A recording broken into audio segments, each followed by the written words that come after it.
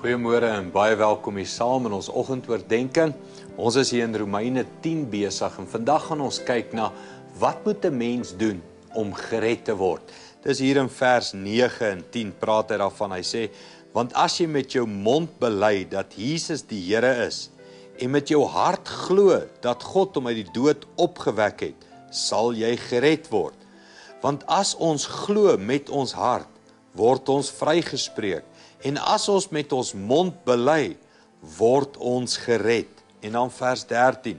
Want elkeen wat die naam van die Here aanroep, sal gered word. Wat sê die Bybel? Wat moet ek en jy doen? Kom ek verduidelik dit vir jou so. Hy sê jy moet glo, maar glo het altyd 'n reaksie. Glo is nie net 'n gevoel nie, nie net 'n emosie nie. Hy sê jy moet glo met jou hart en dan moet jy ook iets doen met jou mond. Jy moet bely en jy moet hom aanroep. Dit beteken geloof moet 'n daad word. Hoe glo jy in Jesus? Soveel so dat jy hom aanroep met jou mond, dat jy hom bely tussen jou vriende, dat jy leef asof jy glo. Jy sien, geloof staan nooit alleen nie.